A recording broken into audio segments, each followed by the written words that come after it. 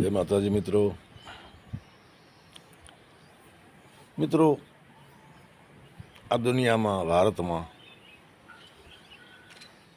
કઈક ગ્રંથો છે ઋષિ મુનિઓના પાદરીઓના મુસ્લિમ ધર્મગુરુઓના કંઈકના લખેલા ગ્રંથો આપણે વાંચતા હોઈએ છીએ. હું વાંચું, આપ પણ વાંચતા હશો. મિત્રો, દરેક ગ્રંથે જીવ ઉપર દયા રાખવાનો આપણને દરેક ગ્રંથ શીખવાડે છે. દરેક ગ્રંથ કે એક રાજસ્થાનમાં કેસરસિંહ રાઠોડ થઈ ગયા. મિત્રો, કેસરસિંહ રાઠોડ ક્ષત્રિય અને જૂના વખતમાં રાજા મહારાજાઓ શિકારે જતા. શિકારની એવી પ્રવૃત્તિ હતી. મિત્રો, કેસરસિંહ પણ શિકાર કરતા. વચ્ચે એક બીજી વાત કરી દઉં. મિત્રો, ઘણી જગ્યાએ તમે રજવાડા જોજો, એ રજવાડોની પેઢી પછી બંધ થઈ ગઈ છે. ગમે તે કારણે થઈ હોય. હવે આ હિંસાને કારણે થઈ કે જે થઈ, 2-4 રજવાડા તો મારા મગજમાં છે. એમનો વંશવારસ કોઈ નથી. મિત્રો, કેસરસિંહ રોજ શિકારે જાય અને વન્યજીવ જે છે એમના શિકાર કરે. એક વખત એક મૃગલાને જોઈ અને કેસરસિંહ રાઠોડે એને તીરનો ઘા માર્યો. મૃગને તીર વાગી ગયો, મૃગ ભાગ્યો. કેસરસિંહ પાછળ થયા ઘોડો લઈને. લોહીના ટીપા પડતા ગયા અને એ નિશાને કેસરસિંહ ઘનઘોર વનસ્પતિ એની અંદર પ્રવેશ કર્યો. અંદર જઈને જોયું તો એક મહાત્મા બેઠેલા, સાધુ. પણ લોહીના ટીપા એ સાધુ સુધી જ ગયા. ચારે બાજુ ઘોડાને ફેરવીને જોઈ લીધું કે મરગલો અહીંયા સુધી જ આવ્યો છે.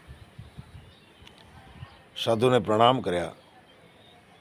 સાધુને શાલ રામ નામની ઓઢેલી અને સાધુએ કહ્યું કે શું મૃગલાને ગોતે છે? હા બાપુ. એ શાલ એક બાજે કરી અને નિશાન બતાવ્યું કે અહીંયા જો, આ તીર લાગેલો છે, હજી બારે નીકળ્યો નથી. પણ મહાત્મા, મેં તો કે મૃગને માર્યો હતો. તો કે ગાંડા દરબાર, ક્ષત્રિય, કઈક ઋષિ મુનિઓ પરકાયા પ્રવેશના મંત્ર જાણતા હોય, મંત્ર શુદ્ધિ હોય, અને કોઈ પશુના રૂપમાં ફરતા હોય વનસ્પતિમાં.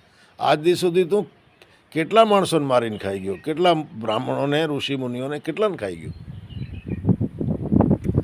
કેસરસિંહને બહુ પશ્ચાતાપ થયો. એ મહાત્માની માફી માંગી, પાછા આવી અને પણ લીધું કે હવે કોઈ શિકાર નહીં કરું. અને એમણે એક કવિતની રચના કરી. મિત્રો, એનું નામ છે પંખી પુરાણ. એ કવિતમાં દરેક જીવ આપણને શું કહે છે, ભગવાનને શું કહે છે, એ કવિતમાં વર્ણન છે. ક્યાંય મળે તો વાંચજો. હવે મારી થોડી મેમરી ડાઉન થઈ ગઈ છે, એટલે હું જો પુરાણ કહેવા જાઉં તો ભૂલી જાઉં. પણ એમાં મોર શું કહે છે, હોલો શું કહે છે, બીજા પક્ષીઓ શું કહે છે, લોંકડી શું કહે છે, શિયાળ શું કહે છે, કૂકડો શું કહે છે, દરેક જીવ શું કહે છે. કાચો પાકો પાન ગણે નહ પોરિયો, અને કેસર હરી સંભાર કહે એમ મોરિયો. ચલણો આજ કે કાલ પ્રિયાણો ઢુકડો, કેસર હરી સંભાર કહે એમ કૂકડો. કોકો હોલો કથત હે ને કોકો ભજન કરંત, ભજ્યા સો ભૂપાળ ભયા બીજા ભમતા પેટ ભરંત. એટલે આવા દરેક પક્ષીની એ કેસરસિંહે વાત કરી છે. એટલે મિત્રો, કહેવાનો સાર મને ને તમને દરેક ગ્રંથ આ શીખવાડે છે કે અહીંયા હિંસાને કોઈ સ્થાન નથી. જેણે જેણે હિંસા કરી છે ને એની પાછળની પેઢીઓ જોજો મિત્રો, તમારી આજુબાજુ હશે જ. ઈશ્વરે દરેક જીવને અહીંયા જીવવા માટે મેલ્યો છે. આપણે કોણ એને મારનારા ભાઈ? અને ખરેખર જો માણસને આ માંસ ખાવા માટે ભગવાને જો મોકલ્યા હોત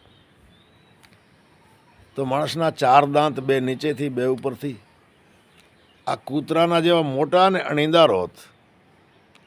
મિત્રો, આ મોઢું ને આ દાંત માંસ ખાવા માટે નથી.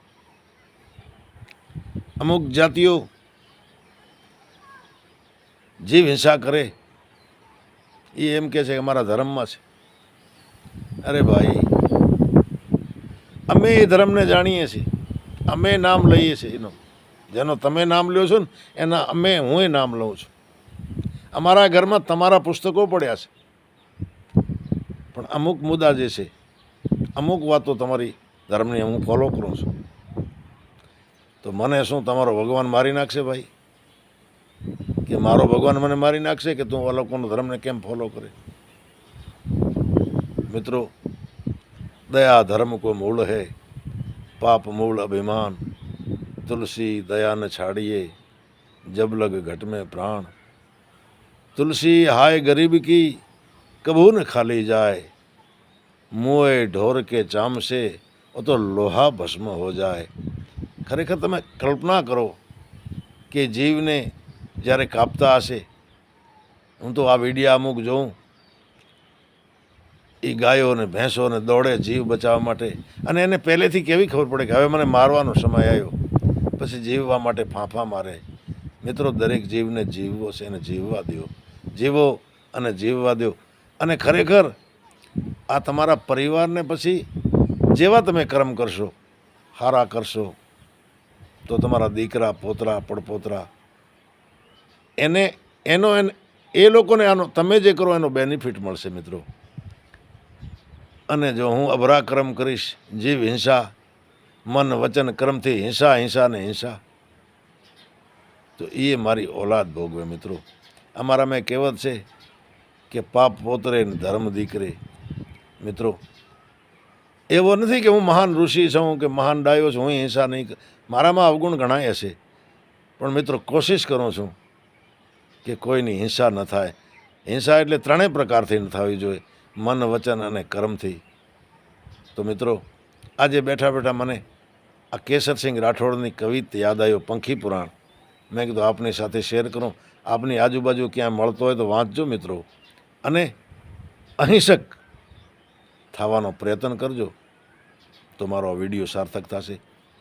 જય માતાજી.